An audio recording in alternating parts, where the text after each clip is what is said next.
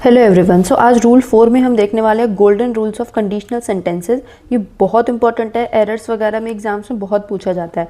First हमारा conditional sentence क्या आता है? अगर हमारा if clause simple present tense में, यानी इफ़ क्लॉज में वर्ब की फर्स्ट फॉर्म या एस या डू डस के साथ वर्ब की फर्स्ट फॉर्म दी हुई है और पैसिव में ये दिया हुआ है, तो जो उसका मेन क्लॉज होगा उसमें विल के साथ वर्ब की फर्स्ट फॉर्म आएगी। इसके एग्जाम्पल है if I study I will pass the exam. If I study, अब ये हमारा कैसे है? सिंपल प्रेजेंट टेंस में, तो जो इसका बाद वाला मेन क्लॉज होगा वो किस में होगा? फ्यूचर प्लस V1 में। ये फ्यूचर में विल आ गया और ये हमारा आ गया V1 पास।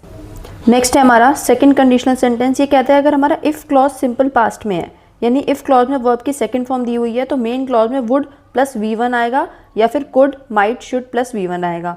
थर्ड हमारा कहता है अगर हमारा इफ़ क्लॉज पास्ट परफेक्ट में है, यानी हैड के साथ V3 दिया हुआ है, तो उसका जो मेन क्लॉज होगा उसमें वुड हैव प्लस V3 आएगा। इसके एग्जाम्पल्स देख, ये रूल सेकंड का एग्जाम्पल है, देखेंगे इफ़ आई स्टडीज, ये हमारा कौन सा हो गया? सिंपल पास्ट, तो इसका जो मेन क्लॉज होगा उसमें क्या आएगा? Would plus V1।